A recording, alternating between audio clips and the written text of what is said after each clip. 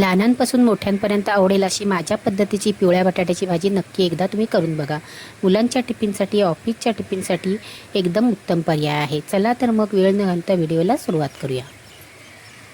माझ्या पद्धतीने उकडलेल्या बटाट्याची भाजी करणार आहोत. त्याच्यासाठी छोटे छोटे 4 बटाटे उकडून घेतलेले आहेत आणि सोलून घेतलेले आहेत. भाजी बनवण्यासाठी कढई गरम करायला ठेवलेली आहे. कढई गरम झाली की 1 चमचा तेल घालायचं. तेल गरम झाले की छोटा अर्धा चमचा राई चांगली फुलली की पाव चमचा जिरं, 4 ते 5 स्पून हिंग, मोठा एक कांदा, कढीपत्ता. भाजीचीच मिरची ही सुकवून घेतलेली आहे. ती ही मिरची तर माझ्याकडे ओली नाही आहे म्हणून मी ही घातलेली आहे. तुम्ही ओली घालायची. मिक्स करायची. आणि ह्या भाजीसाठी कांदा जरा मोठा चिरायचा. कांदा नरम पडला की छोटा अर्धा चमचा हळद आणि बटाटे घालायचे. चवीप्रमाणे मीठ आणि परतून घ्यायचे.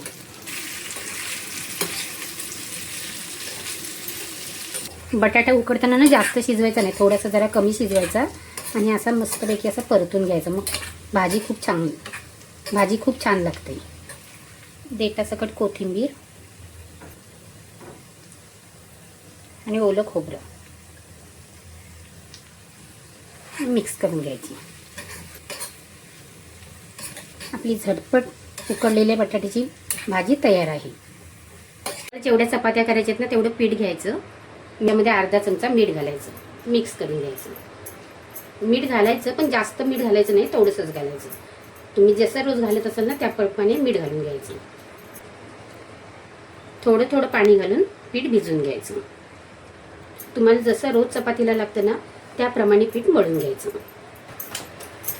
पीठ चांगलं 1-2-4 मिनिटं चांगलं मळून घ्यायचं आणि असंच झाकून ठेवायचं. जेवढा वेळ तुमच्याकडे असेल ना तेवढ्या वेळ त्याला झाकून ठेवायचं आहे. आणि चपाती बनवताना याला तेल लावून मळून घ्यायचं. परत एकदा पिठाला तेल लावून मळून घेतलेलं आहे. त्याच्या गोळ्या करून घ्यायच्या म्हणजे चपाती आपल्याला पटपट लाटता येतात. त्यातलीच एक गोळी घ्यायची, त्याला गव्हाचं पीठ लावायचं आणि चपाती आहे ती लाटून घ्यायची. साईडनी चपाती पहिली लाटायची म्हणजे चांगली व्यवस्थित अशी कडा पातळ होऊन जातात. आणि चपाती जरोडी पलटी मारून परत लाटायची. तवा गरम झाला की त्याच्यावर चपाती घालायची आहे. पहिली चपाती शेकेपर्यंत आपण दुसरी चपाती लाटून घ्यायची. तव्यावर चपाती टाकताना गॅस बारीक करायचा आणि चपाती टाकायची म्हणजे तव्याला चपाती चिटकत नाही.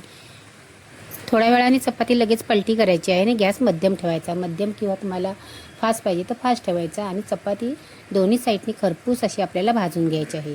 चपाती फुलली नाही तरी चालेल पण चपाती चांगली शेकली ना तर खायला पण खूप चांगली लागते आणि टेस्टी पण लागते. अशी गजगजीत लागत नाही. दोन्ही साईडनी तेल लावायचं आणि चपाती अशी चाळणीवरती काढायची म्हणजे ते शेदवत नाहीत. त्याच पद्धतीने दुसरी पण चपाती आपल्याला शेकून घ्यायची आहे.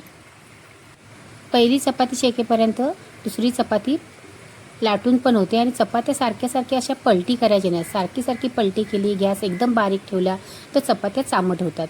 चपातीमध्ये तुम्ही तेल नाही भरलं, पीठ नाही भरलं ना तरी एकदम मऊ लुसलुशीत अशा रोजच्या सकाळच्या घाई गडबडीमध्ये चपात्या खूप छान होतात. बघू शकता तुम्ही किती मऊ लुसलुशीत अशा चपात्या तयार झालेल्या आहेत. दुसऱ्या दिवशीपर्यंत एकदम मऊ अशा चपात्या राहतात. या गोळीमध्ये नाही तेल भरलेलं, नाही पीठ भरलेलं किंवा जास्त तेलाचा वापर पण केलेला नाही तरी पण मऊ लुसलुशीत अशा टिफिनसाठी चपात्या तयार झालेल्या आहेत. सकाळच्या घाई गडबडीमध्ये एकदम मऊ लुसलुशीत चपाती आणि पिवळ्या बटाट्याची भाजी. बटाटे उकडून फ्रीजमध्ये 1 तासभर ठेवा, भाजी सुकी खडखडीत होते. आजची जर ही टिफिन रेसिपी आवडली तर नक्की लाईक करा, कमेंट करा, तुमच्या मित्रमंडळींना शेअर करा. थँक्यू.